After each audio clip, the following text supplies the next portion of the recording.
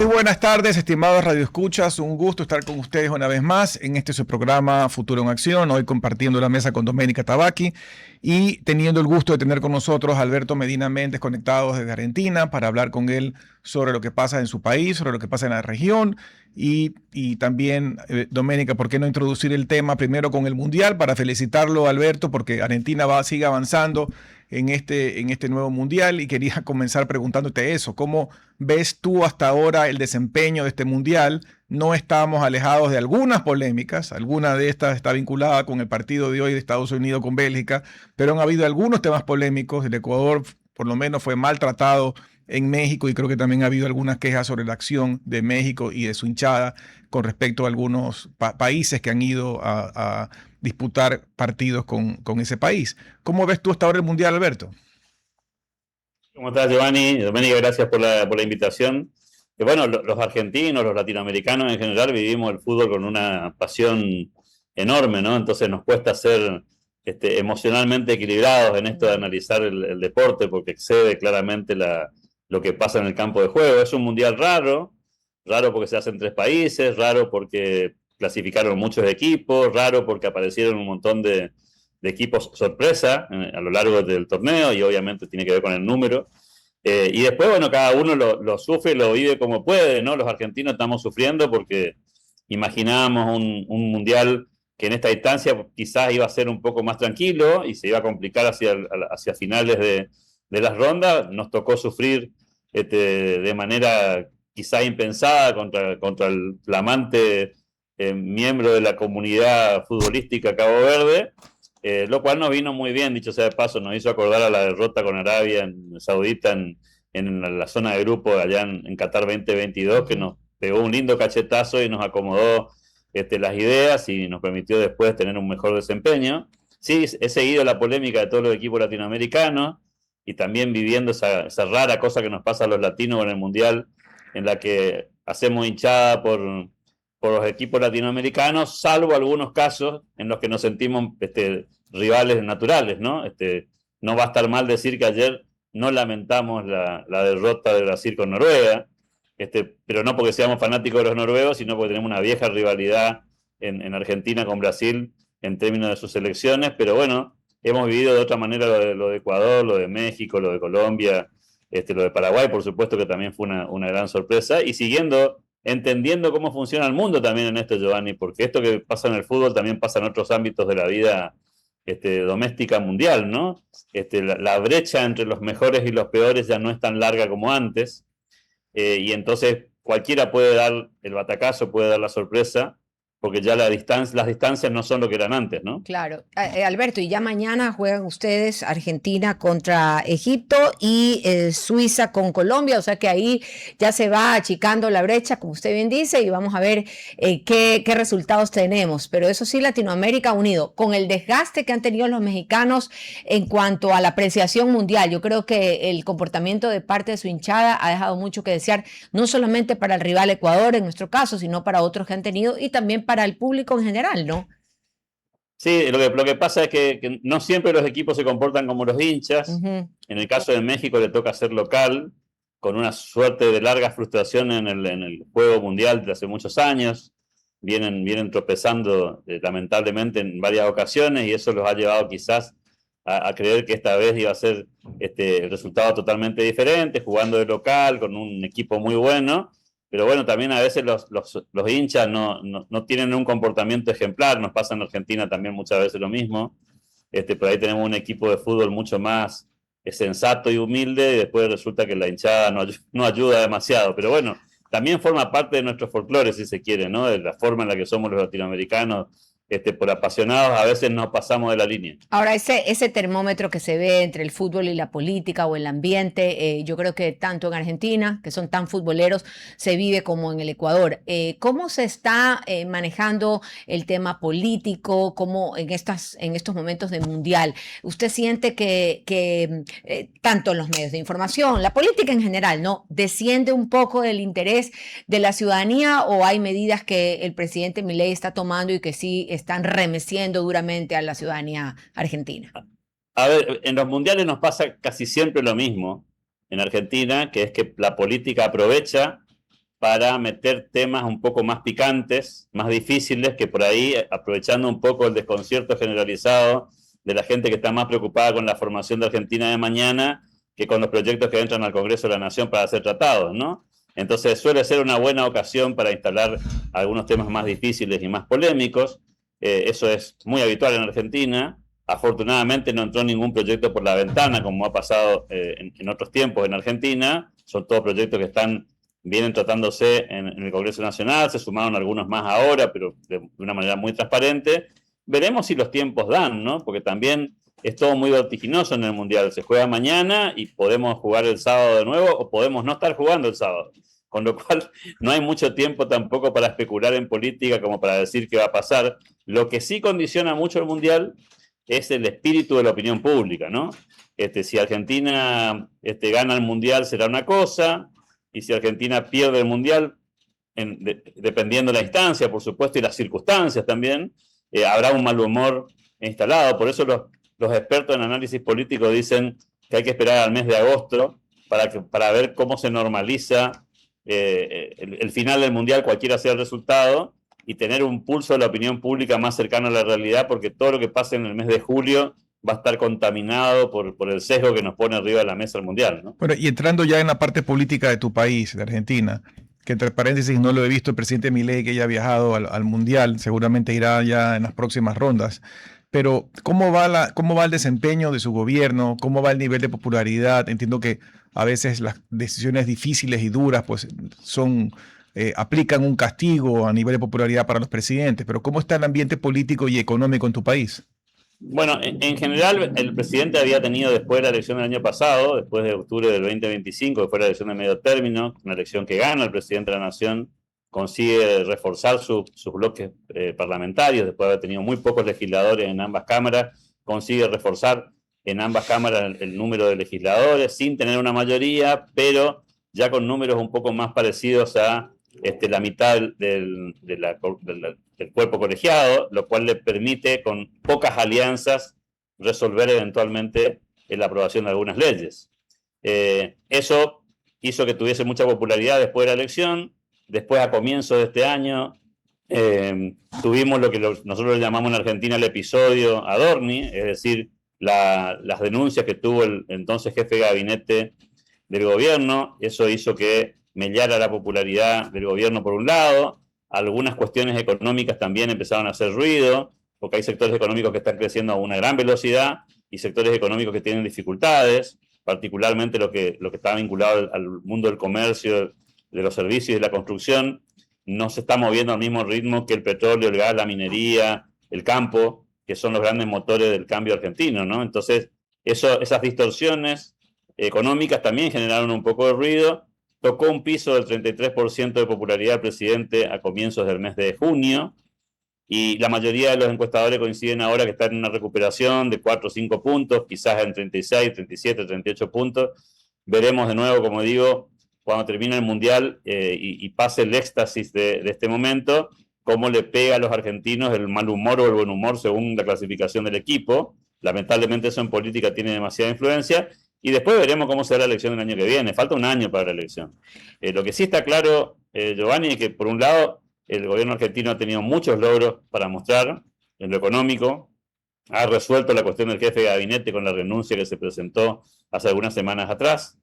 Y por otro lado, el peronismo tampoco consigue hacer pie en la construcción de una propuesta superadora que pueda enfrentar la elección el año que viene al presidente Milei. Así que estamos yendo camino a una polarización, camino a una especie de ruta de doble vía, en la que de un lado va a estar el presidente Milei, ya precandidato presidencial anunciado públicamente, y del otro lado algún candidato del peronismo que surgirá de la forma en la que negocie puertas adentro ese espacio político, que claramente es el espacio opositor predominante. En el medio hay algunos intentos muy tibios, muy suaves, de buscar terceras vías, o como le llaman en Argentina, la ancha avenida del medio, que finalmente no termina siendo nunca ancha, ¿no? Que finalmente termina siendo un callejón del medio más que una avenida, y no consigue concitar el interés ni la atención de los ciudadanos. O sea, de acuerdo a su visión, Alberto, Argentina estaría nuevamente polarizada en sus dos tendencias políticas de manera muy marcada. No habría un centro que pueda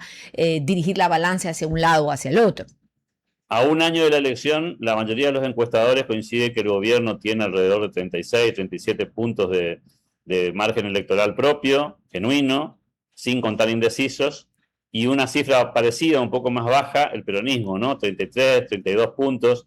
Entre esos dos espacios políticos hoy tienen el 70% del favor electoral. El resto se reparte entre sectores de extrema izquierda, sectores más vinculados a los partidos más marxistas, más tradicionales de la izquierda argentina, que no consiguen juntar más de 4 o 5 puntos, pero que claramente representan un espacio. Del otro lado, algunos partidos que podríamos denominar de centro, que no terminan de configurar una opción electoral. Allí está el PRO, allí está la Unión Cívica Radical, algunos sectores del peronismo tradicional, que es un peronismo no kirchnerista, y esos son los que van a terminar de alguna manera inclinando la balanza. Hay que ver si llegan con un candidato propio, parece difícil hoy, o si finalmente terminan acordando o haciendo alianzas con un sector de la política con el otro, ¿no? Acordando con el gobierno, muy probablemente en el caso del PRO, el partido del expresidente Mauricio Macri, y del otro lado del mostrador veremos si la izquierda consigue hacer alguna alianza con el kirchnerismo. Eso es lo que nos lleva a pensar que vamos a tener una elección hiperpolarizada, en la que va a haber que elegir entre lo que está llevando adelante como proyecto el presidente Milei y lo que puede ofrecer el kirchnerismo un poco con su narrativa del pasado, ¿no? Pero ahí lo que pase, Alberto, en los próximos meses es vital. La gente, sobre todo la gente de clase media o de clase media para abajo, va a evaluar mucho los resultados, lo que le afecta el bolsillo, la inflación, el empleo, los servicios públicos. Y en esas líneas de temas prácticos de lo que afecta a la gente del día a día, ¿cuál es la percepción de la gente? ¿Cómo va la inflación en Argentina? ¿Cómo va la disponibilidad de empleo, por ejemplo? Son temas muy interesantes. La inflación fue, cuando el presidente Milei fue electo en el 2023, la inflación era el problema más grave para los argentinos. Hoy aparece en las encuestas como el 7º tema de preocupación. Es decir, sin que se haya resuelto el tema de la inflación, claro, pasamos de 211% de inflación anual en el 2023 a la proyección que hay este año de alrededor del 30% anual. Por supuesto que es una distancia muy larga, pero todavía 30% anual sigue siendo una cifra realmente angustiante y preocupante. Por supuesto que los sectores sociales más vulnerables son los más agradecidos con la caída de la inflación, porque son básicamente los sectores más lastimados cuando incrementan los precios y los salarios no se actualizan, porque tienen que cubrir su canasta básica con cada vez menos poder adquisitivo. Pero del otro lado del mostrador, la contrabalanza de ese éxito económico está dado por las expectativas de crecimiento económico, sobre todo de crecimiento del empleo, que no ha tenido un gran cambio. Estamos hablando siempre de decimales, más o menos 0,3%, a veces subiendo, a veces bajando, pero todavía indiferente al crecimiento económico que sí se ha verificado. Argentina ha crecido más del 4% en el año 2025, se espera un crecimiento de alrededor del 3 y pico por ciento en este 2026, son cifras muy interesantes, auspiciosas, aunque como contaba recién, muy dispares. En un país tan heterogéneo por clima, por geografía, por historias, por cercanía con otros países. Bueno, la cordillera está creciendo a gran velocidad de la mano del petróleo, el gas y la minería. El centro de la pampa húmeda, la parte más productiva del sector agropecuario argentino, también está creciendo a gran volumen y gran nivel. El norte y el sur de Argentina, un poco más vulnerables, y salvo algunos bolsones muy específicos donde alguna actividad le va muy bien, a muchas otras actividades le está costando despegar. Entonces, ¿cuál es la percepción ciudadana? Que no es lo mismo vivir en Misiones, en la frontera con Brasil y Paraguay, que vivir en la frontera con Chile hoy. Hay un lugar donde la economía crece a gran velocidad y en el otro lugar se está compitiendo con mucha potencia y con muchas dificultades. Entonces, depende del argentino que le preguntes esto, te va a contestar una cosa o la otra, se ve inclusive una intencionalidad de voto, esto también se ve con mucha claridad. En lugares donde le va bien en la economía, por supuesto, el presidente Milei está mucho más apalancado, lugares donde la cosa está más complicada, por supuesto, allí están más débiles, ¿no? Pero al final del día, yo suelo usar una figura un poco básica como analogía, pero termina esto siendo como en el avión, ¿no? te terminan ofreciendo pasta o pollo.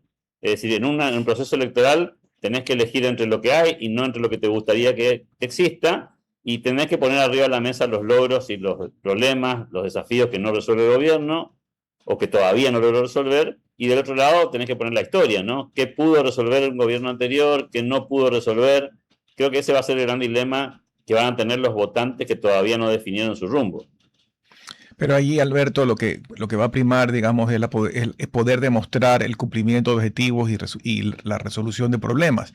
Me preocupa un poco lo que está pasando en Chile, y porque regionalmente ha recuperado parte del mapa electoral latinoamericano la derecha, por cierto, con márgenes mínimos, casi que empates. Vuelve a la derecha Colombia, vuelve a la derecha Perú, ya está en la derecha otra vez, evidentemente, Argentina y Chile, pero me preocupa haber leído hoy día que los niveles de popularidad de Kast están de caída, porque me imagino que la gente también ve que hay algunas cosas que son muy duras, cambios muy duros, y no ven todavía los resultados que esperan. Sí, es que esto es parte del proceso de transformación económica que tiene un país que se toma las cosas en serio. Te voy a dar un ejemplo muy palpable en Argentina, por ejemplo. Cuando vos retirás los subsidios a la tarifa eléctrica, por supuesto lo primero que sucede en las casas es que la factura de la luz, de la electricidad, es más cara que la factura que venía antes. Esto es producto del retiro de los subsidios. Obviamente, indispensable retirar los subsidios para que el déficit fiscal desaparezca y para que el gobierno no se tenga que financiar emitiendo moneda o generando deuda, que fueron los mecanismos tradicionales de los populismos de la izquierda latinoamericana, ¿no? Eran trasladar subsidios a la ciudadanía para que paguen tarifas de servicios públicos muy bajas a cambio de endeudarse, emitir moneda, depende del país. Bueno, en ese proceso de retiro de los subsidios hay medidas que no son simpáticas en el corto plazo y que por supuesto la gente inevitablemente compara. Dice, antes la parte de mi sueldo que se llevaba la tarifa eléctrica era quizás un 3%, un 5%, y ahora se lleva al 15%. Y bueno, por supuesto eso en muchos casos genera por supuesto una distorsión de corto plazo, producto de lo que nos hemos acostumbrado a vivir en el pasado, ¿no? Claro, y con el mal manejo político que a veces se tiene por parte de la oposición, que aprovecha esta situación y que en realidad es una irrealidad, valga la redundancia, del panorama que se vive día a día. Las protestas sociales que son tan comunes en Argentina, ¿no? Y en especial en Buenos Aires, ¿cómo están afectando ahora al gobierno? Siguen, bueno, obviamente por el Mundial eso cesa también, pero protestas sociales, sindicatos, todos estos movimientos que siempre están dándole como un contrapunto al gobierno, ¿están teniendo la misma eficiencia que antes? Eso se ha desactivado, diría yo, en cerca de un 90%, okay. Básicamente por dos razones. La primera es porque el Estado Nacional era el financiador número uno de los movimientos sociales.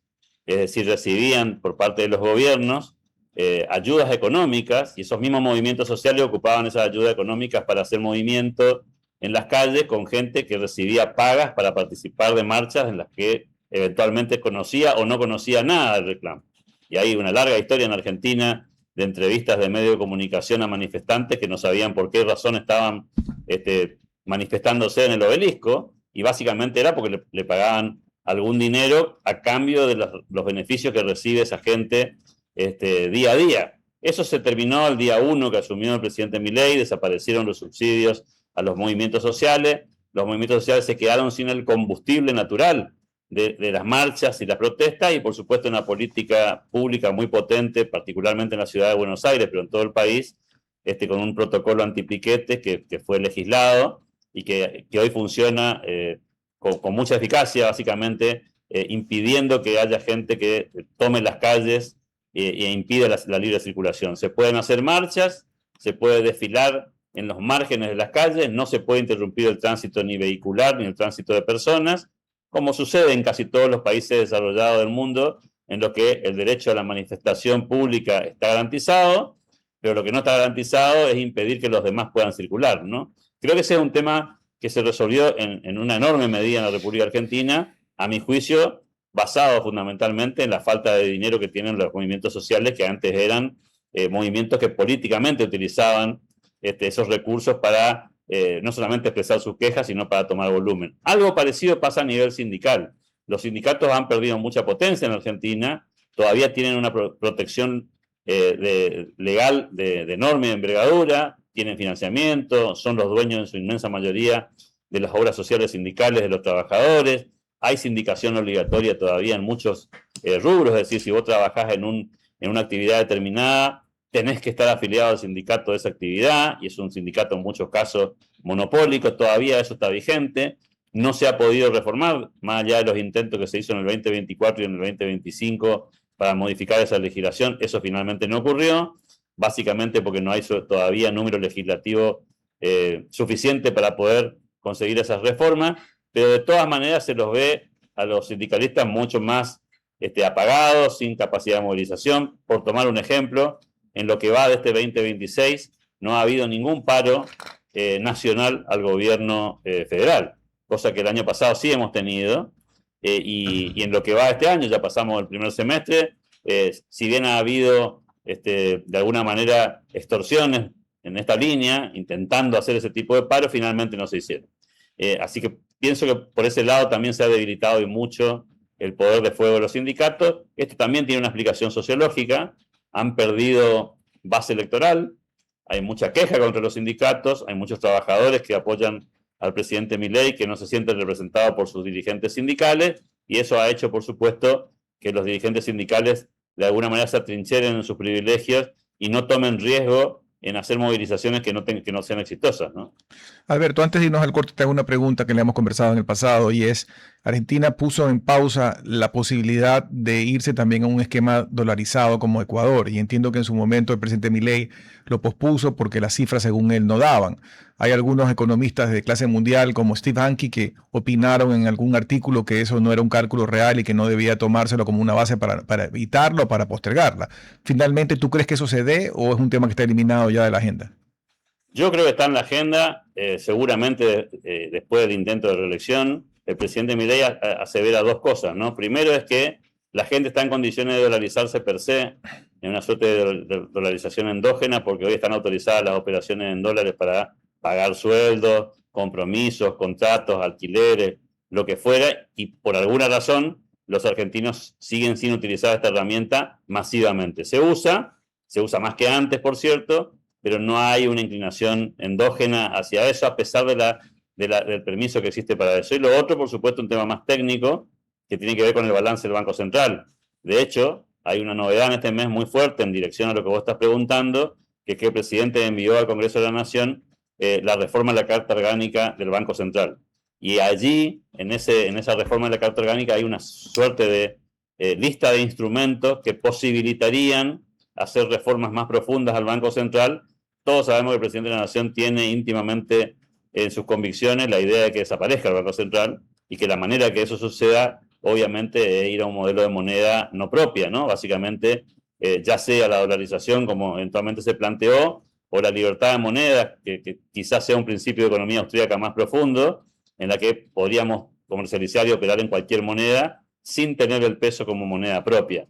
Vamos a ver cómo se da esta discusión en el Congreso. Yo soy prudentemente optimista, creo que están los números para conseguir esa reforma de la Carta Orgánica, y una vez que eso suceda, quizás tengamos un paso más hacia adelante, pero todavía falta la mayoría parlamentaria propia del gobierno para conseguir un salto tan fuerte. De hecho, mucha de la discusión que hay en Argentina tiene que ver con que la Corte Suprema no terminó de completar sus integrantes, y todos sabemos perfectamente que el día que el presidente quiera ir contra el Banco Central, se va a encontrar con una judicialización de esa ley, con un planteo de constitucionalidad, y los únicos que pueden resolver el planteo de constitucionalidad son los miembros de la Corte Suprema, y si no tiene una Corte Suprema de alguna manera con inclinaciones a favor de estas ideas, es poco probable que pase ese filtro, ¿no? Doménica. Sí, Giovanni, cuando son ya las 12:29 vamos a hacer una pausa comercial. Alberto, no se mueva, que regresamos enseguida. Y a ustedes, amigos, la atención crece cada momento porque ya entramos en la fase final del Mundial, y con eso ya deberían de estar ustedes más pendientes que nunca del encuentro, porque Paygo te lleva al país campeón. O sea, si ustedes se registran en www.paygotepremia.com, por cada $50 de consumos en cualquier tarjeta Banco Guayaquil o Paygo, ustedes pueden ser los ganadores gracias a Banco Guayaquil y Paygo de irse al país ganador. Vamos a ver, ojalá que sea o Francia o Inglaterra en mi caso. Vamos a la pausa y regresamos. RTP 96.5, a la conquista del mundo digital. Programas de opinión con referentes de la comunicación. Noticias para contar todo lo que está pasando en todo momento. Una variedad de segmentos con lo que necesitas saber. Todo para mantener a nuestra audiencia y seguidores siempre bien informados. Siempre RTP. Buena compañía. Gracias por regresar con nosotros a su programa Futuro en Acción. Para las personas que recién se enganchan, estamos conversando con Alberto Medina Méndez desde Argentina sobre su visión de lo que pasa primero pues en su país y también en la región. Y hablando de la región, Alberto, quería preguntarte sobre esta iniciativa que los Estados Unidos lidera de este escudo de las Américas, que pretende limitar por un lado la droga, la llegada de la droga a Estados Unidos, por otro lado la migración ilegal, que ha sido pues un caballo de batalla del gobierno del presidente Trump. ¿Cómo ves tú eso y sobre todo que ahora se incorporaría más en el trabajo también los nuevos presidentes de Perú y de Colombia? Bueno, me parece una iniciativa interesante, sobre todo porque más allá de los intereses particulares de Estados Unidos y también de los intereses de muchos países de América Latina, es una forma de trabajar cooperativamente entre países que tienen una visión parecida, por supuesto con matices. Hay obviamente intereses comunes allí. De alguna manera es un blindaje también para las ideas populistas, demagógicas de la izquierda del socialismo del siglo XXI, pero no debemos perder nunca de vista que esta es una especie de fotografía de corto plazo, ¿no? No deja de ser la fotografía que tenemos hoy con los resultados de ahora. Ojalá se sume Brasil a esta tendencia. Habrá que ver qué pasa, por supuesto, en las elecciones americanas primero. No parece ser una institución que pudiera tener perdurabilidad sin los líderes que la componen. Y claro, el sistema democrático impone su propia dinámica, y con esa lógica nos vamos a encontrar probablemente en algunos años más con desafíos para sostener la legitimidad de esos gobiernos en términos de sus propios resultados locales, y eso es lo que hará que ese esfuerzo que se está haciendo tenga alguna sustentabilidad en el largo plazo. Hoy pareciera un conjunto de buenas intenciones, una manera de limitar el avance de China particularmente y de Rusia en muchos países latinoamericanos, de generar una suerte de blindaje occidental a otras tendencias, pero para que eso tome volumen, me parece que van a tener que pasar elecciones en todos los países, pero particularmente me refiero a Estados Unidos, ¿no? Que tiene el desafío no solamente de pasar la de medio tiempo ahora, sino fundamentalmente la que vamos a tener seguramente en el 2028. Doménica. ¿Cómo usted ve a Argentina en los próximos 3 meses, Alberto? En la parte económica, en la parte política, ya una vez que la alegría o las tensiones del mundial cesen y que ya todo vuelve a la normalidad. Acá hay un optimismo que está expresado en el mercado, ¿no? Es decir, la mayoría de los indicadores de expectativa económica en Argentina, ya no de lo que dice el gobierno, sino de lo que dice el mercado, son positivas. Si ustedes miran el comportamiento del riesgo país en Argentina, está en sus pisos más bajos de los últimos 8 años.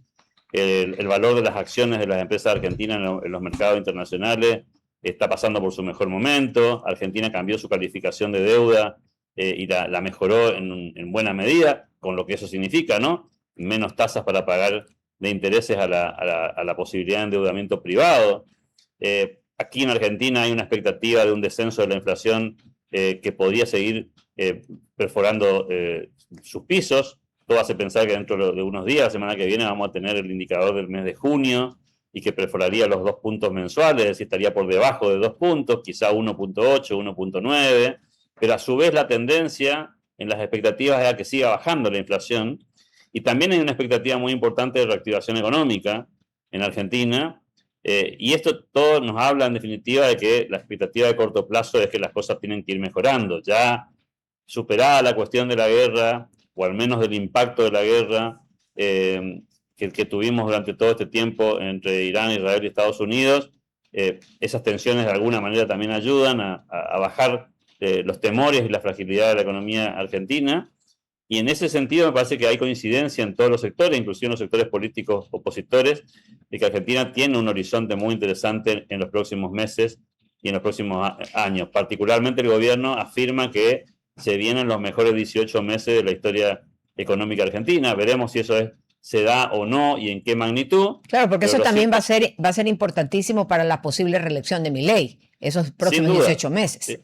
sin duda lo que decía Giovanni, ¿no? Si las promesas económicas se cumplen, el presidente Milei en octubre del año que viene, cuando sea la elección, va a tener muchísimas más chances de ser reelecto que de otra manera. La gran pregunta siempre aquí es qué pasa en la especie en la zona del limbo, ¿no? Los argentinos somos muy exitistas, entonces lo traigo a traer mundial a la mesa, ¿no? Si ganamos el mundial somos los mejores y si perdemos la final somos los peores.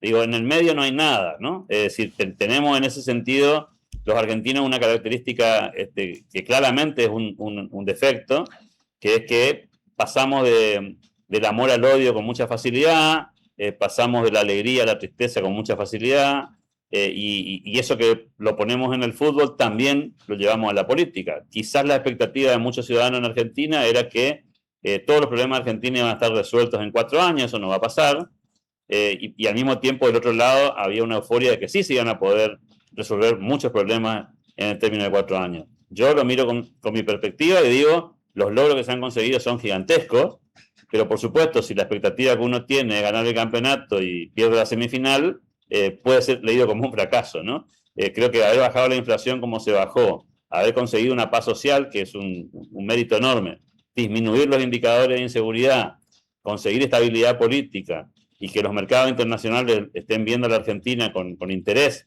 con promesas de inversiones como no hemos tenido en la historia argentina, bueno, es una señal de que no solamente nosotros confiamos en nosotros, sino que el mundo está confiando en nosotros. Y está confiando a pesar de que el año que viene tenemos elecciones. Digo, esto también es una novedad para Argentina. Argentina, siempre que se acerca la fecha electoral, empieza el tembladeral, empiezan las tensiones cambiarias, los temores de las inversiones, el estancamiento económico, producto de que no sabemos cómo termina la elección, ¿no? Alberto, tú mencionaste el tema de indicadores de seguridad. Yo me imagino que ustedes están infinitamente mejor que nosotros, como tú conoces Ecuador hoy en día. En el pasado fue una isla de paz entre Colombia y Perú, hoy en día se convirtió en un infierno. Tú conoces Guayaquil y en la época que tú viniste, Guayaquil todavía era un remanso de paz comparado con lo que somos ahora. ¿Qué hicieron ustedes para mejorar esos indicadores? Bueno, Argentina tiene, como le pasa a muchos países, zonas. Hay lugares muy, muy complicados. Rosario sigue siendo una ciudad con un montón de desafíos complejos, pero por tomar el caso de Rosario, los indicadores que teníamos de inseguridad hace 2 años atrás eran tremendamente más duros que los que tenemos hoy. ¿Es un lugar seguro hoy? No, no lo es. Sigue siendo territorio donde los narcotraficantes hacen de la suya. Ha disminuido enormemente la tasa de homicidio, la tasa de criminalidad, pero sigue siendo un lugar con luces y sombras. Algo parecido sucede en el conurbano bonaerense. Para los que no conocen Argentina, es ese conglomerado de poblaciones muy numerosas que rodean a la capital, la ciudad de Buenos Aires, digamos, la ciudad autónoma de Buenos Aires, y son un conglomerado de 6 millones de habitantes, 7 millones de habitantes que rodean a la ciudad de Buenos Aires, que tiene 3 millones de habitantes, y que por supuesto son sectores de mucha pobreza, de mucho hacinamiento, con muchas dificultades urbanas, con un exceso de demografía, y por supuesto es el caldo de cultivo ideal para el funcionamiento del narcotráfico y de la criminalidad. Allí todavía hay indicadores muy duros, muchos asociados al narcomenudeo, pero también a estos temas vinculados al robo, al hurto, a hechos de violencia, que no se viven en el resto de Argentina en esa magnitud de ninguna manera, ¿no? Entonces, creo que ahí también tenemos matices y hay mucho por hacer, pero cuando uno mira los indicadores macros, claramente se han disminuido a fuerza de ser más duro con las penas, de hacer algunas modificaciones normativas. Acá se bajó la edad de imputabilidad a los menores, que era una demanda social muy potente. Hay una actitud política más dura con el delito, esto que hablábamos hace algunos minutos nomás, con el tema de los piquetes, ¿no? Con las manifestaciones populares que bloqueaban las calles, eso no se permite más, y ha habido gente que ha quedado en prisión por ese tipo de delitos. Antes, te imaginás, eso no ocurría. Bueno, eso ha mejorado los indicadores. Hay muchísimo por hacer, pero hay una percepción ciudadana de que algunos lugares del país han logrado minimizar ese drama, algunos otros todavía siguen siendo un poco tierra de nadie, ¿no? Alberto, las prefecturas, las alcaldías, bueno, prefecturas no tienen ustedes allá, pero las alcaldías, los jefes de gobierno de las ciudades, de las provincias argentinas, ¿cómo se están comportando de acuerdo a las necesidades de los argentinos, de la ciudadanía? Porque son las autoridades más cercanas siempre a las necesidades del pueblo. ¿Cómo está siendo esta relación y también comparándola con el gobierno?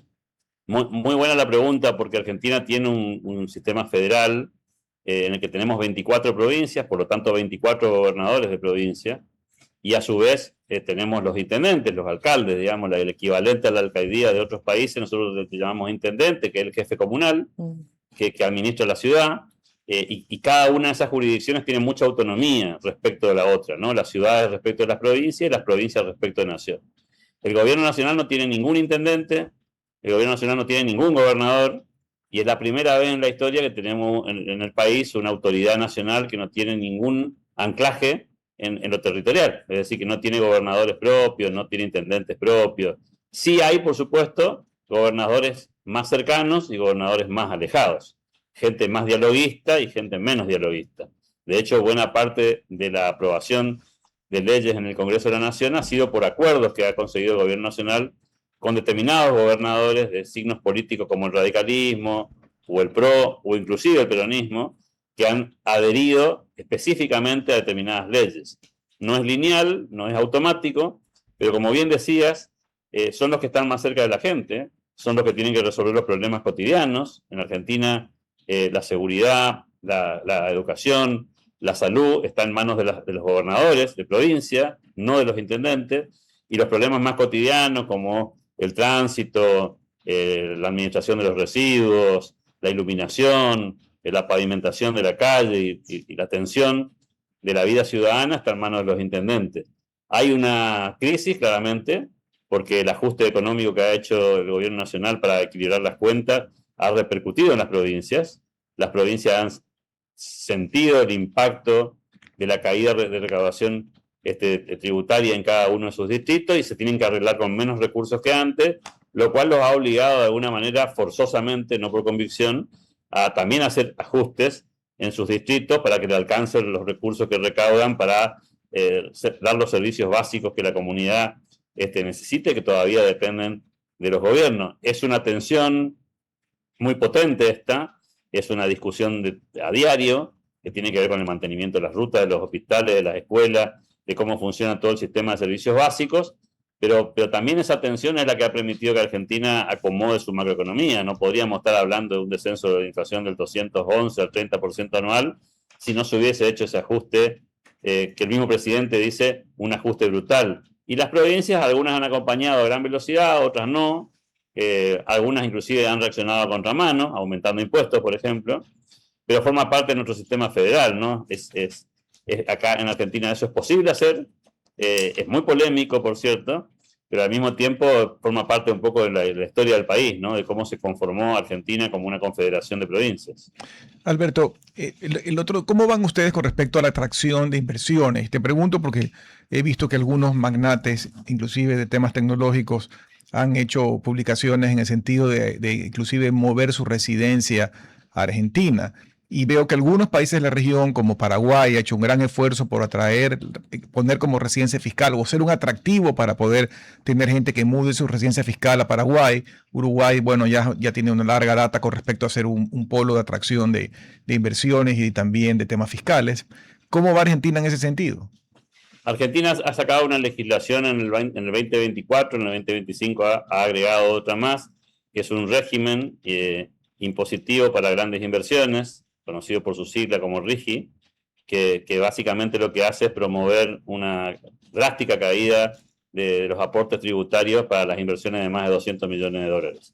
Y ha logrado reunir a muchos inversionistas del mundo que vienen a invertir en Argentina, ya no solamente por los incentivos fiscales que le permite este marco jurídico, sino fundamentalmente por los recursos naturales que Argentina tiene. Eso explica en buena medida por qué está creciendo en Argentina el petróleo, el gas, la minería, el campo, porque básicamente no vienen a la Argentina porque tengan una mejor situación fiscal que la que Paraguay o Uruguay puede ofrecer, sino porque aquí están los recursos naturales. Si tú quieres aprovechar el litio o quieres aprovechar la minería a cielo abierto o los pozos petroleros que se descubrieron en Argentina hace algunos años atrás y que se siguen descubriendo, bueno, la única manera que tienes es venir a invertir a la Argentina porque los recursos naturales están acá. Y eso es lo que ha dinamizado esa conjunción entre una macroeconomía ordenada, un régimen de incentivo para los grandes inversores y la presencia de recursos naturales para aprovecharlos. Esa combinación creo que ha sido la clave en buena medida para que tengamos esta explosión de inversiones. Muchas de ellas ya llegaron, otras tantas están en proceso, no suelen ser inversiones de capitales golondrinas, es decir, básicamente requieren que se instalen físicamente acá, y eso, por supuesto, no siempre es tan rápido como uno querría, ¿no? Tiene etapas, tiene procesos, tiene tiempos, plazos, y eso es lo que está ocurriendo en Argentina. En algunos sectores se nota mucho y rápido, en otros, por ejemplo, como la industria del conocimiento, debe estar al tanto que algunos operadores de inteligencia artificial han elegido a Argentina como el país donde quieren instalarse. Eso también tiene que ver con condiciones naturales, básicamente vinculadas a las temperaturas, y que se van a instalar probablemente en el sur de Argentina, con esta cuestión de los servidores y todo lo que hay que poner para poder desarrollar esta inteligencia artificial en algunos lugares, ¿no? Y potencias mundiales tan importantes como China y Estados Unidos, ojalá fuera Ecuador, lo tengo en la cabeza, pero lastimosamente todavía al menos no somos una potencia mundial. Estados Unidos, China, ¿cómo están las relaciones internacionales de ustedes con ellos? Argentina tiene una alianza explícita con Estados Unidos y Israel. Esto es una declaración que el presidente hace a diario, y lo convalida en cada oportunidad que tiene en Naciones Unidas y después en actitudes mucho más tangibles, ¿no? Lo ha sucedido durante esta guerra, el acompañamiento de Israel. El presidente probablemente uno de los países al que más haya viajado desde que asumió, después de Estados Unidos, haya sido Israel. Ahí hay un alineamiento explícito con los valores de Occidente, y por supuesto hay que hacer balance en un mundo como el actual, sostener la relación con China como se pueda. Todo el mundo sabe que Argentina no es una aliada de China hoy, de hecho ha culminado algunos procesos de intentos de contratos en Argentina, habida cuenta de su vínculo con Estados Unidos, pero China sigue siendo un comprador y un vendedor importante para Argentina en términos de comercio internacional, y eso continúa. De hecho, el presidente Milei ha tenido que viajar a China y hay alguna foto por allí con Xi Jinping. Digo, esto no significa que haya habido rompimiento, ni mucho menos, pero sí me animaría a utilizar la palabra enfriamiento de las relaciones entre China y Argentina y una exacerbación de la relación con Occidente, representada por Estados Unidos de Donald Trump y por supuesto, con la adhesión a Israel en todo momento, ¿no? Creo que eso ha sido lo más explícito. En el medio de esto hay inversiones de todos los países que uno se puede imaginar, ¿no? Por dar un ejemplo, el otro día una licitación importante que se hizo en la zona de Vaca Muerta, que es la zona de mayor explotación petrolera de Argentina, gana la licitación una empresa hindú, es decir, de la India. Vienen inversiones de los países más insólitos que a uno se le puede ocurrir, que ni siquiera los tienen en el radar, y esto tiene que ver con que el país se abrió en términos de oportunidades y se abrió en términos de inversiones también. Aquí no se hace mucha distinción de dónde proviene el capital, sí se cuida mucho los antecedentes, y por eso que las licitaciones públicas que se han hecho han aparecido empresas de países no tradicionales, si se quieren, en la discusión de las concesiones. La hidrovía, hace pocos días atrás, se abrió el pliego de la licitación y ha ganado una empresa belga que tiene mucha historia en el tema, pero que tampoco es un país que uno tradicionalmente lo asocia con grandes inversiones. Sí, en ese tipo de temas, porque tienen mucho conocimiento y mucho know-how, pero no son de los países que uno podría a priori pensar que van a traer capitales de sus naciones para invertirlos aquí, ¿no? Alberto, nos quedan 3 minutos y a veces con todo lo que sucede en el mundo, guerras todavía abiertas, el problema de Irán, el estrecho de Hormuz, que sigue vivo, lo de Ucrania y Rusia. Sí, y lo que ustedes mencionaban en la parte inicial del programa con respecto a este mundo que sigue siendo muy polarizado.